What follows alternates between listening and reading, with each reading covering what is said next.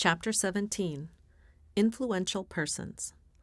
The purpose of the Influential Persons section is to provide a place in the FIS for the ACA to work out issues with people who are not family members. Even though the alcoholic family tries to remain isolated from society, it does not live in a vacuum, and other people often have a great impact on the lives of the family members. Influential persons may have had either a positive or a negative effect on the ACA. Many ACAs have had people in their lives who have had strong positive effects on them. These influential persons are often school teachers who befriend the ACA, clergy who tried to help, and neighbors who have been kind. Sometimes total strangers who have been kind and helpful to the ACA have had a lasting positive influence. In this section, the ACA can remain in contact with these positive influences even though distance, death, or other reasons prevent it.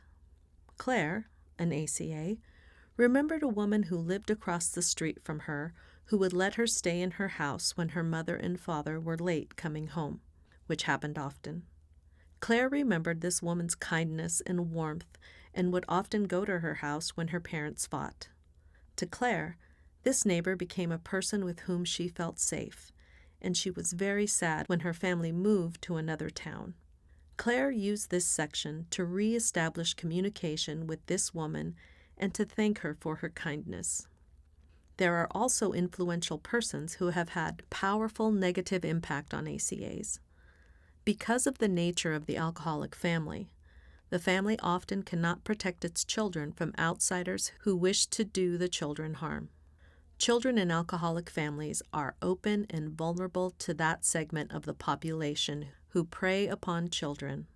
These are those people who molest, rape, and physically or emotionally abuse children. If the child in an alcoholic family is hurt by an outsider, the family does not know how to help the child to resolve the emotional trauma. See Chapter 7 on chronic shock for more details. The ACA can use this section to help in resolving this childhood emotional trauma. By using the techniques of dialoguing and letter writing to allow repressed emotions to be released, the ACA can let go of the anger, the hurt, and the rage that is often held inside. The letting go of those painful, stored-up emotions is a large part of the healing process.